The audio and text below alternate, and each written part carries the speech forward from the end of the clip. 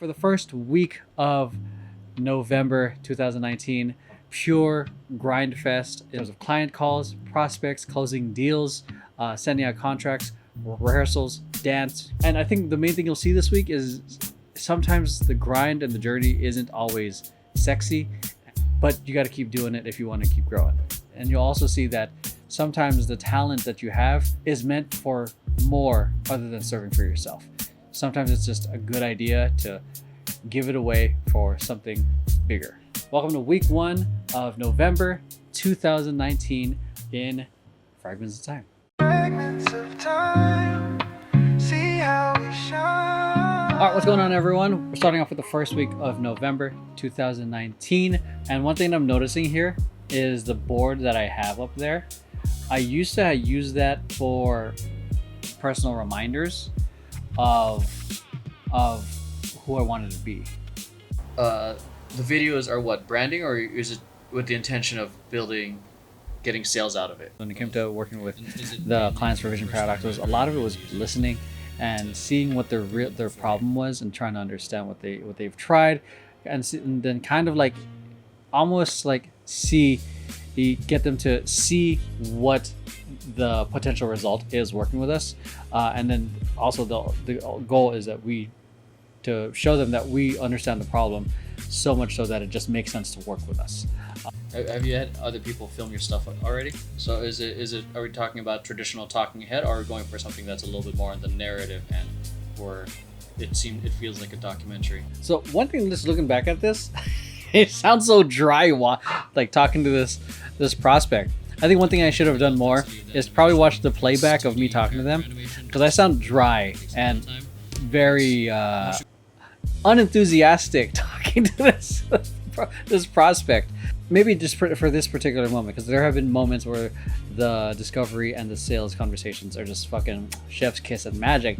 This one is fucking garbage. So, let's move on to November 3rd, 2019. Temper Tantrum rehearsal. This is the week after we had to actually switch over the studios because the previous studio that we were dancing at closed down, which is a shame because I love that studio.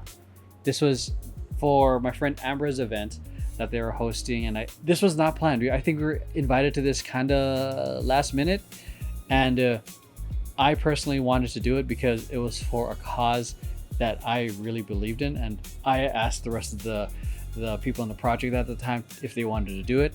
They said yes, and this essentially was an opportunity to kind of showcase it to one of the directors. It was also an opportunity for her to talk about the event and give more context to it. So I do thank you very much for doing, I don't know what Emeroy explained to you about the 16th? Nothing? Okay, I figured for children who basically, whose parents were taken away and have literally no one back to your country. But it's like, they're by themselves. What the fuck do they know what to say? They're like 7, 8 years old, 5 old. Like, so this organization donates to, basically for lawyers to represent them in court. And it's really expensive, unfortunately. For one kid, I think it's $1,500. So this money is going towards that.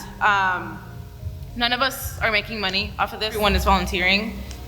This is a community effort, is what we're trying to create here. This is being a parent myself, I can only imagine how scary it is to, one, be separated from your kid, and then two, as a kid, have to represent yourself in court. It's hard to feel like that you're actually doing something worthwhile, or it's easy to feel overwhelmed and feel hopeless. So doing an event like this and doing what I can with my community, that's all I can really do. Like, the small little thing I can do, it can be the potential rippling effect for everything else. So I decided to film a lot more B-roll for this time around, though it's still shaky. It's really nice to see some of the original faces on here that essentially were the catalyst of what led to now. I think this might have been the performance where everyone was trying to push me to make this into a company. Though it's a shame, though, because a lot of people that pushed it to be a company, they eventually had to leave because life. Right now I'm looking at everyone do these house warm-ups or these group warm-ups. There's so much things that I really refuse to do that we do now. Like back then, fucking warm up on your own. Now, we have the first 30 minutes of rehearsal dedicated to just warming up for injury prevention, to warm up properly, to actually take care of our dancers, though I think it is what's necessary and required for longevity.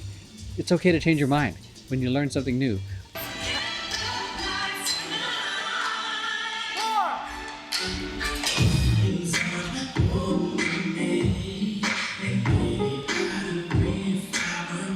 I really like choreographing and freestyling to like R&B music. If I had to grade this, it would probably be a C, maybe C minus. The approach now with everything that I've done, the choreography could have been better if I actually went through like 2 or 3 more passes to hit different moments, to take things out that I thought were cool and for something else that reads better.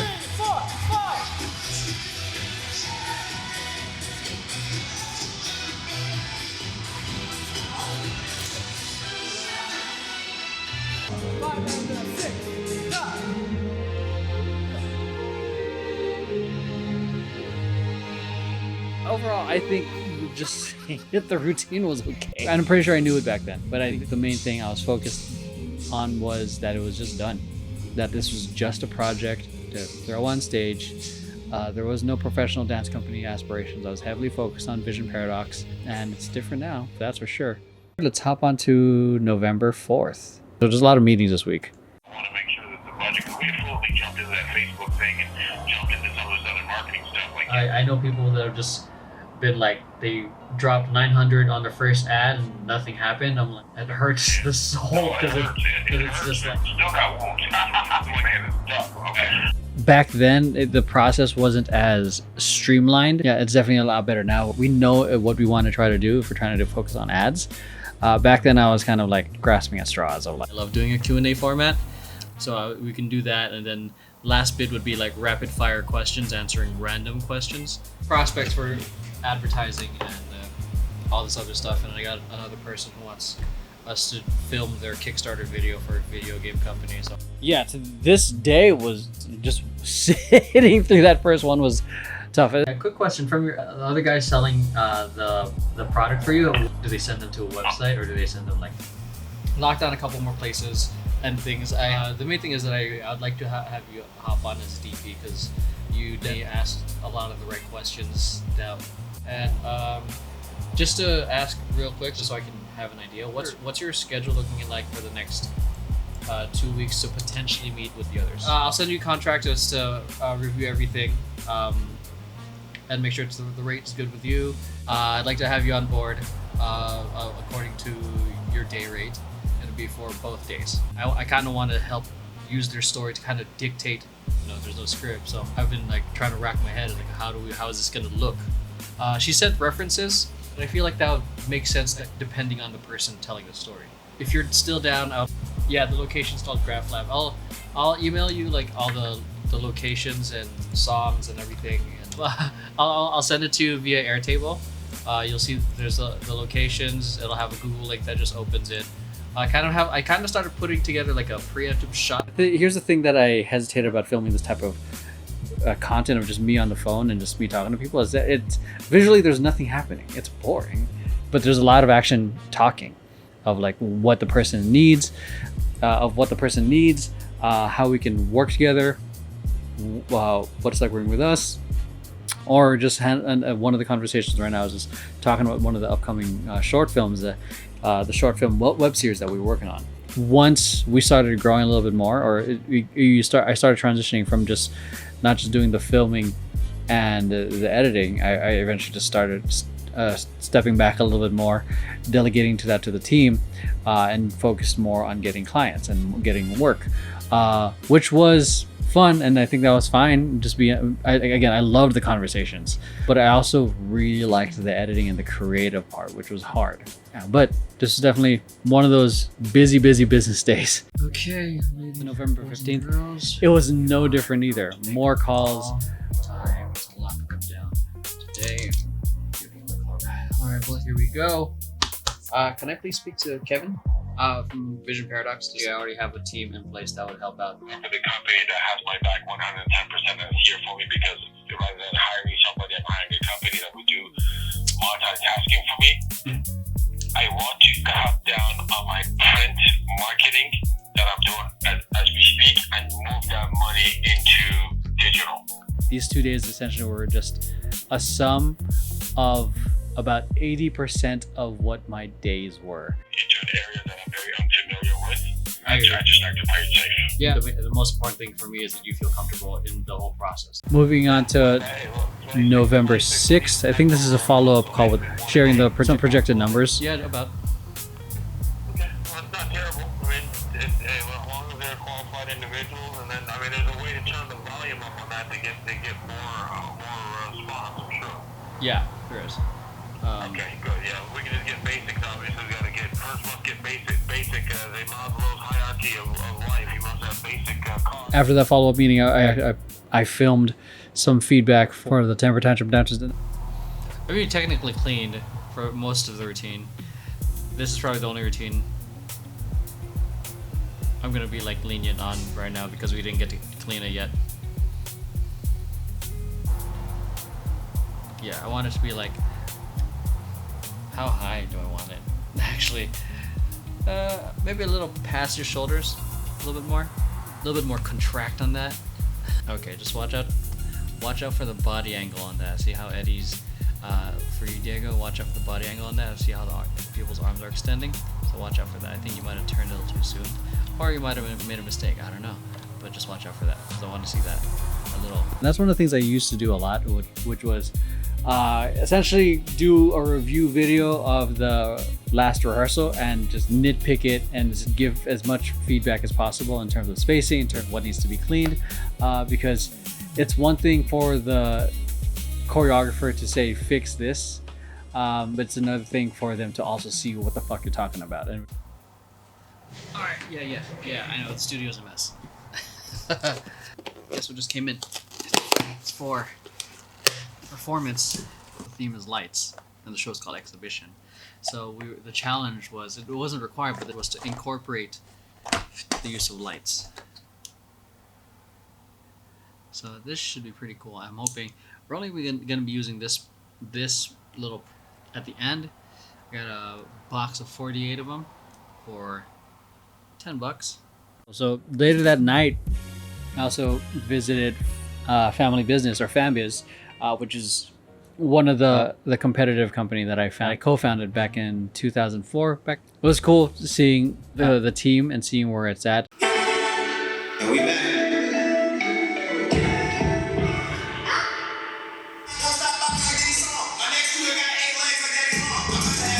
I don't want nobody to be in my way.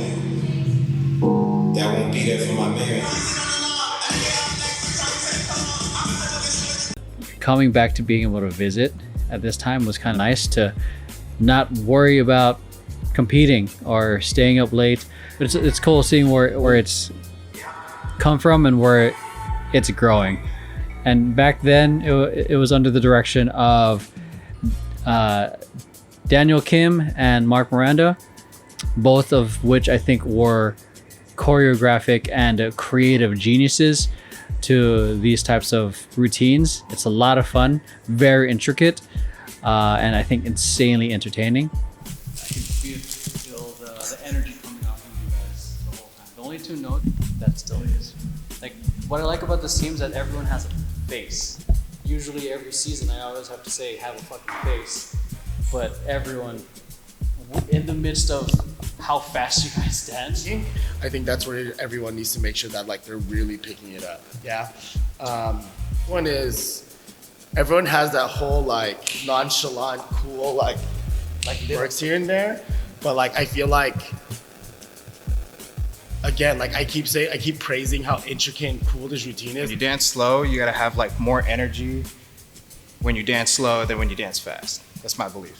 Because then it just like radiates even more, and then you can give that contrast. If you have like a fast piece right next to a slow piece, and it's still hype, but like it's a different vibe.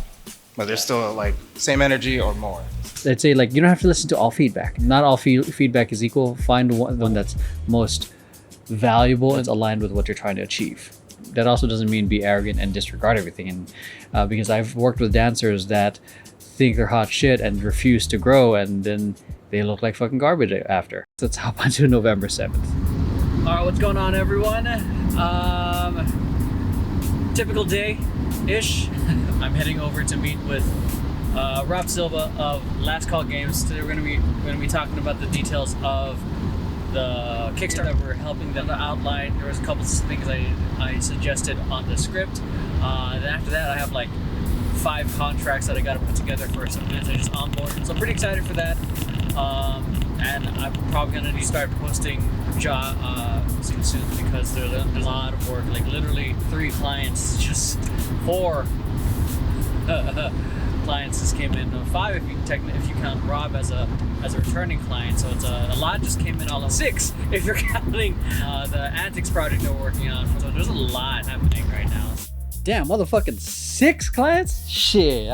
Like I said, I was super busy, just hustling, trying to get leads, get in these conversations, and based off this, 6 clients that we're currently working with that year. I honestly do not remember who we were working with. It was a while ago. 6 years doesn't feel that long, but it's also long. We had to get contracts ready, and just hearing that is exciting. But also, I'm also imagining and remembering the amount of work that was needed, and that was it was even to the point like we had our hands full back then. There you go. Like I want to say majority of the comic book on screen, and basically like I'm looking at it like at 180 degrees. And so based on what you said, based on your notes that I saw, I think it would be really dope. So this meeting essentially was with Last Call Games. We are going over and finalizing the script for their crowdfunding campaign. Cool, because we can show off the AR demo, and we can show off like that rough gameplay, and we get right into it. And so people were like, so we're gonna show the what looks like a normal comic book is actually just the template for our 3D world that we're about to drop you in. So you see the comic book, you see the page, it looks pretty, then you lay it down, phone, and then you just like, and then we can cut to gameplay footage of that.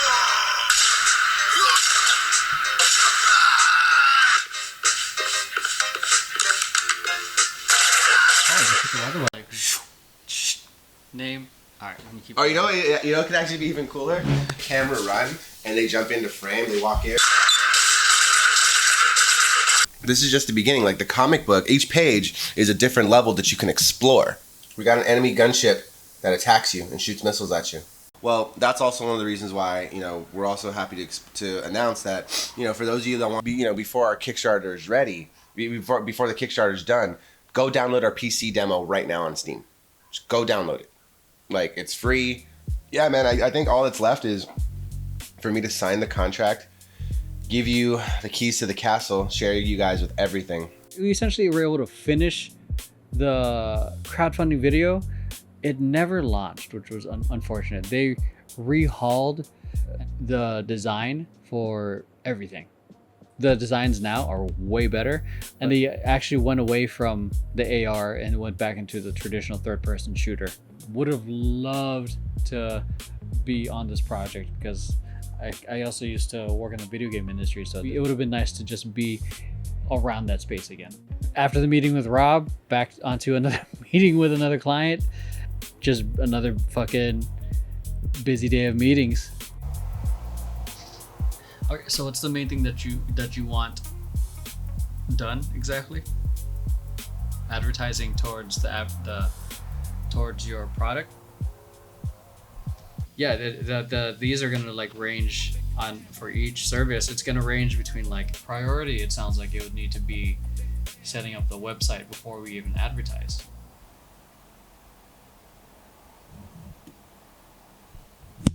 Let's see what's gonna happen this next week.